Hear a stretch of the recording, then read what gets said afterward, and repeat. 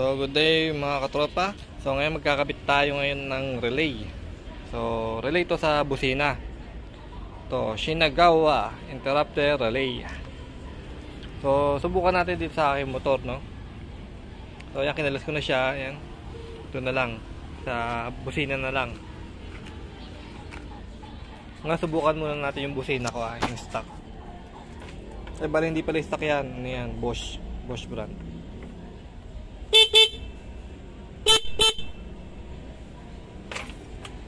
So, yun, ganoon na tunog niyan pagka stock lang, no.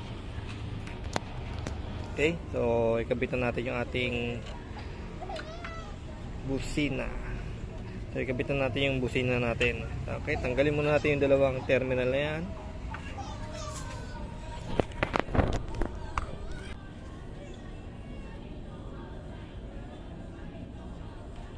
So, ayan, meron siyang dalawang terminal din.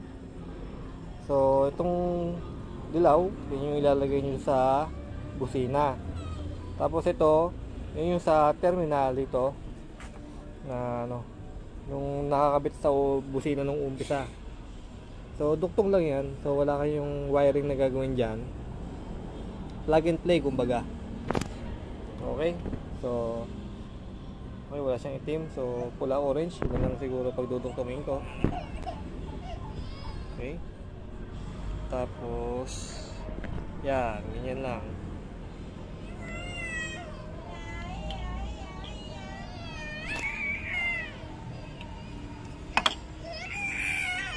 Tapos tingin natin, medyo tiyatoyo yung anak ko eh.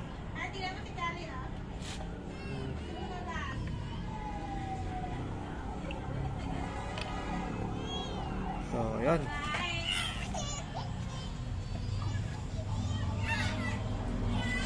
So, ganyan lang siya. So, yan lang. Ganyan lang siya kadali ikabit.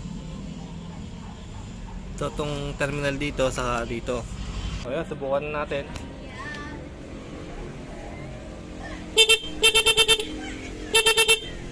So, yan. Pagka didiin na siya, siya yung naglalaro ng tunog. Ngayon, ito guys. So, may ano pa siya. Adjustan. So pag pinihit nyo siya sa ano, kanan, mas bibilis.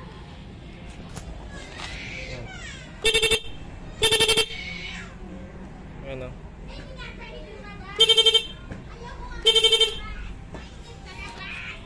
Ngayon, kung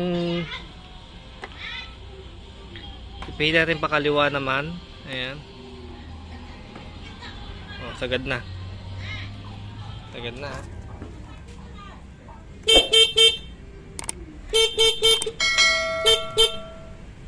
Pwedeng kontrolin.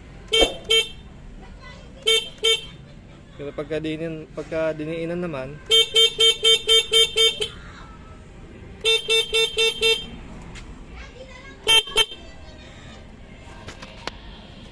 so yun.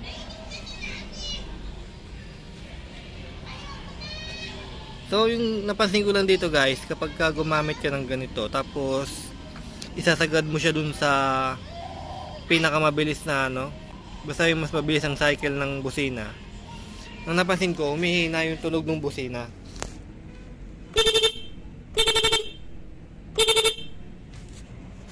Oh, yun yung pandinig ko medyo mahina siya kaysa dun sa ano, mas mabagal. So, yun lang guys, ganoon lang kasimple kabit, ganoon lang kasimple gamitin yung ganitong klase ng relay. So, yun lang, i-share ko lang sa inyo yung ganitong klase ng relay. Baka iba ay na-curious kung paano gamitin, sa kung anong performance meron yung ganitong klase ng relay. So, yun lang guys, salamat sa panonood.